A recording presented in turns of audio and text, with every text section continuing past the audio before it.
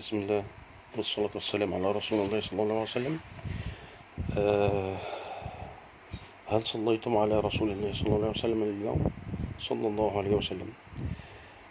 اليوم كان في ماتشين بيتلعبوا، ماتش الساعة 7 وماتش الساعة 9. الماتش الساعة 7 كان الأهلي والاتحاد، والماتش الساعة 9 بين الزمالك وفيوتشر. الأهلي والاتحاد بدأ بهجمات الأهلي وضغط جامد جدا ومراوغات من هنا ومن هنا، وجي الدقيقة 10 جه حسين الشحات راوغ، كرة اترفعت فراوغ واحد واتنين، راحوا ضغطوا عليه، عملوا سندوتش وراحوا موقعينه، اتحسبت ضربة جزاء. فجه لعيبة الاتحاد اعترضوا، ورجع الفار أكد صحة ضربة الجزاء، واتلعبت علي معلول، حطها قوية جدا على شمال حارس المرمى. والماتش صار على هذا المنهج، وضغط برضو من الأهلي، وضغط ولعب وضغط، فالكورة بيستلمها المدافع. فاللي حصل ان ضغط الاهلي، وكورة ضغطت وراحت لبيرستاو. بيرستاو ضغط، دخل منطقة الجزاء ولعبها بالعرض على القريبة، دخل كهربا حاططها، وكان معاه المدافع ضغط عليه، وكهربا حط الكورة على شمال الجون، وأصبح الجون التاني. جه الماتش برضو ضغط من الأهلي، ضغط من الأهلي، وانتهى الشوط الأولاني على كده. وبعد كده بدأ الشوط التاني، وقلنا الأهلي برضو هيبقى فيه هجمات ويضغط ويسجل وكده. بغته الاتحاد كان برضو بيحاول، والكرات اللي هي المرفوعة اللي بتنزل في منطقة الجزاء، وحاول الاتحاد يضغط. كانت كورتين خطيرين جدا على الاهلي من الاتحاد، بس كان في رعونة من المدافعين، كان في رعونة جامدة جدا من المدافعين، ما اعرفش ليه يعني. حتى المباصيات كانت يعني ضعيفة جدا، وكانت بتسبب مشكلة. وطبعا لما نزل ربيعة مكان محمد هاني، ربيعة ما اعرفش المشكلة بتاعته، عنده مشكلة لما بيجي بيسحب بالكورة ويخش، الكورة بتطول منه، ما اعرفش بتطول منه ليه، وبتتخطف وبتعمل هجمات. يعني الماتش اللي فات حصلت مشكلة، وخلى وقع ديانج في مشكلة، وخلاه خد فاول، يعني اتحسب عليه فاول وخد انذار. ومن الفاول ده جه هدف للإسماعيلي، طبعا هدف كان محمد حسن حطها بإيده.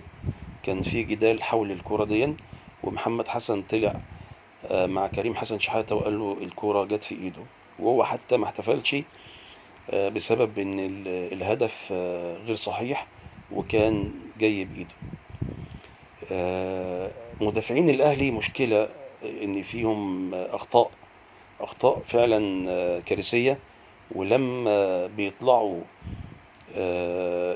بداية الهجمة من تحت، بيبتدوا الهجمات من تحت ويحضروا من تحت، طبعا بتكون صعبة.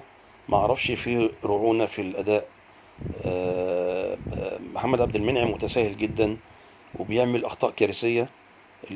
كام ماتش كده ما كانش مظبوط، فمش عارفين يعني. احنا أهم حاجة يا ريت كولر يعني يركز على الموضوع المدافعين دول، وان الكوره تبقى اسرع من كده، لان الاهلي بقاله كام ماتش كده مفيش سرعات في الاداء، وده بيسبب مشكله للاهلي، ان هو بيتاخر في الاهداف،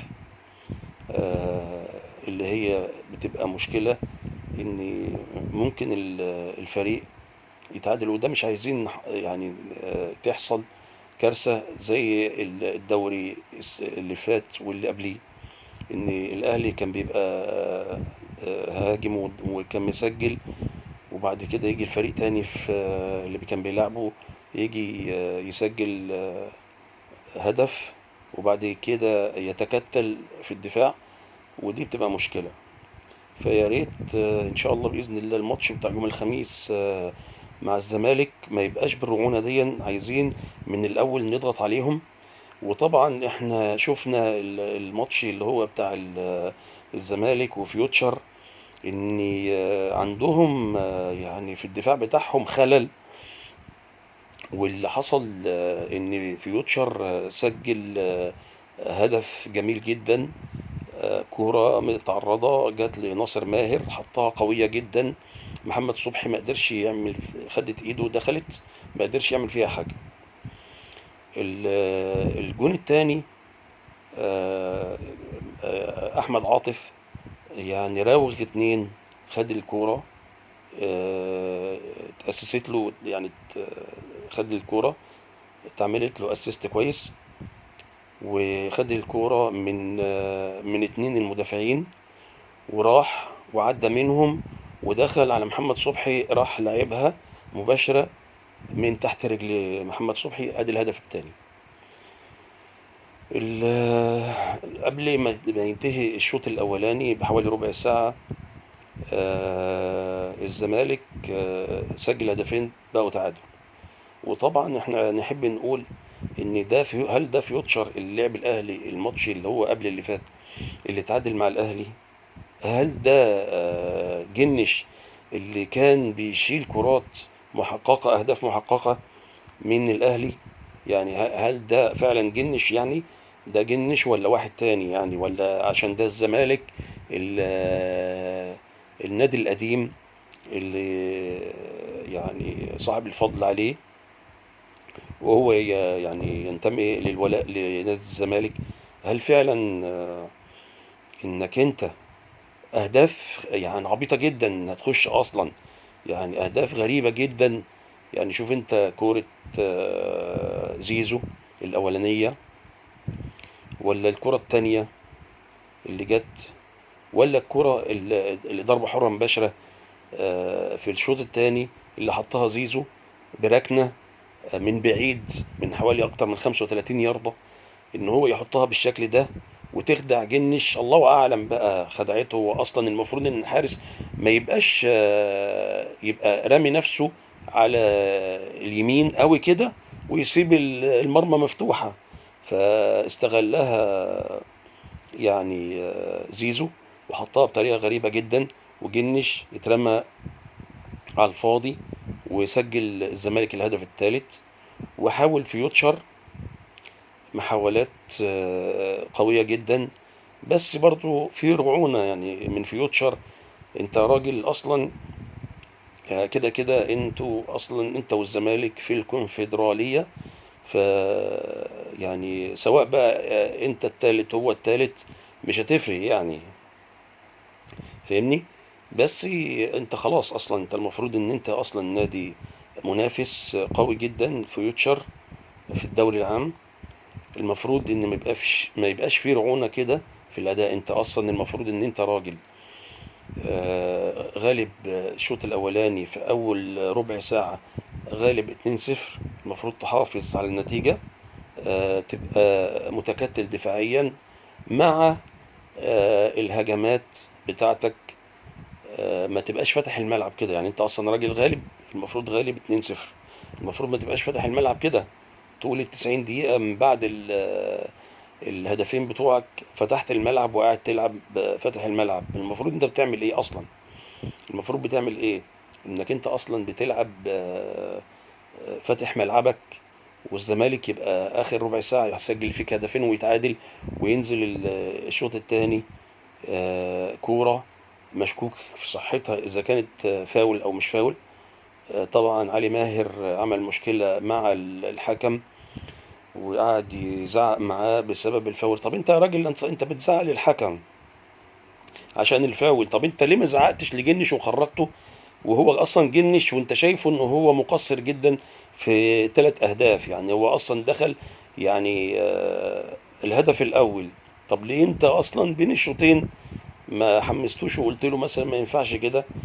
ليه ما غيرتوش يعني انت؟ ولا هو جنش اصلا ده الحارس الاساسي بتاعك؟ خلاص ما فيش عندك حارس تاني وتالت انك انت اصلا تنزله وبعد كده تحافظ على النتيجة بتاعتك يعني. انما كده اهداف ما تخشش في عيل صغير يعني من جنش. مش ده جنش اصلا، ومش ده فيوتشر اللي لعب قصاد الاهلي.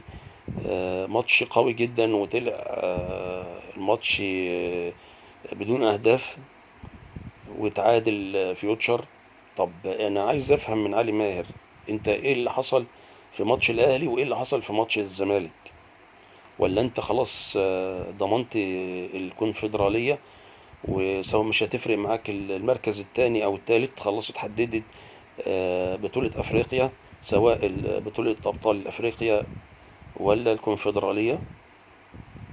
بس اللي انا عايز اقوله لك كل الفرق المفروض الطبيعي ان ما يبقاش عندها لا كبير ولا صغير تنزل ما تفكرش ان هي اصلا عايزه تاخد نقطه وخلاص، لا، تبقى عندها عزيمه وامل انها تفوز في الماتش دون، سواء بقى نادي كبير نادي صغير، على اساس ان يبقى الكوره فيها ند وقوه. وده في الاول وفي الاخر بيرجع لصالح منتخب مصر، ان بنطلع لعيبه كتير جدا محترفين، وبيبقى عندنا اصلا منتخب قوي سواء الاولمبي او المنتخب الاول.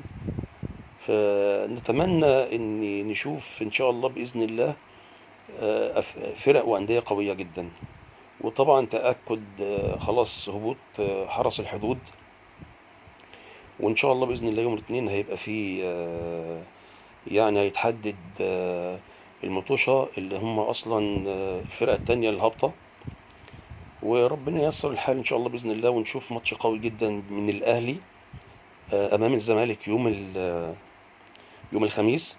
لان طبعا في يعني صيحات كتير جدا من جماهير الزمالك ولاعيبه الزمالك واداره الزمالك ان احنا خلاص ركبنا الغرور واحنا هنفوز في ماتش القمه، وده بطوله لوحدها. يا عم ده بطوله لوحدها واحنا عارفين، بس عايز اقول لك ان مش الاهلي اللي تعمل عليه ريمونتادا زي بقيه الفرق، لا، ده الاهلي سيد اسياد افريقيا والعرب. مش من السهل اصلا انك انت تتخطى الاهلي. تمام. وربنا يسهل ان شاء الله باذن الله، والاهلي يفرحنا ونحسم البطوله، بطوله الدوري يوم الخميس ان شاء الله باذن الله على حساب الزمالك. احنا كده 75 نقطه، وينقصنا نقطتين بس على التتويج بالدوري لهذا العام. وان شاء الله باذن الله تبقى الدوري 43، ونفرح كلنا ان شاء الله باذن الله علشان نكون ان شاء الله باذن الله بقيه المطوشه نختبر بقيه اللعيبه سواء الشباب او اللي هم البدلاء، ونبقى مرتاحين نفسيا علشان نأهل بقيه الفريق الاساسي اللي ان شاء الله باذن الله للماتش اللي هو بتاع السوبر المولوديه الجزائري. ان شاء الله باذن الله نأمل ان احنا ان شاء الله باذن الله نشوف ماتش يوم الخميس، ماتش جامد جدا من الاهلي، ويحقق نتيجة قوية جدا علشان نخرس الألسنة اللي عمالة تجعجع وعمالة تقول ومرتضى منصور راح يقول انا خلاص، انا لو انا بقيت في المركز الثالث انا هخاطب الكاف اني انا عايز تأسيني بالاهلي، ان هو اصلا انت خدته في بطولة افريقيا وهو في المركز الثالث. انا كده بقيت في المركز الثالث، انا محتاج ان انت تدخلني بطولة افريقيا. فانا عايز اقول لك ازاي يعني انت مش عارف ازاي تيجي ازاي. يعني اولا ان الاهلي الحاجة واحدة، الحاجة الاولى ان الاهلي اصلا كان الدور الاولاني كان واخد في المركز الثاني. تمام. كان في المركز الثاني، ما كانش في المركز الثالث. دي حاجة. الحاجة التانية ان الاهلي داخل بطولة افريقيا كان وصيف الوداد، على اساس ان هو كان قلتها في الفيديو اللي قبل كده ان الكاف خد الاهلي يلعب بطولة افريقيا، ويلعب كاس العالم، لان اصلا ان الاهلي اصلا كان وصيف الوداد، عشان كده دخل بطولة كاس العالم الاندية وافريقيا. انت كده ما بتاخدش انك انت المركز الثالث تتأسى بالاهلي، لا، الاهلي ما تتأساش بيه، لان الاهلي اصلا كعبه عالي عليك، دي حاجة. الحاجة التانية ان هو كان في المركز الثاني في الدور الاولاني. ونأمل ان شاء الله بإذن الله يحقق ماتش قوي جدا يوم الخميس، ونشوفكم ان شاء الله بإذن الله على خير. ومحتاجين ان شاء الله بإذن الله دعمكم للقناة على الفيسبوك وعلى اليوتيوب وعلى التيك توك وعلى قواي. وإن شاء الله بإذن الله نسألكم الدعاء إن شاء الله بإذن الله. والسلام عليكم ورحمة الله وبركاته.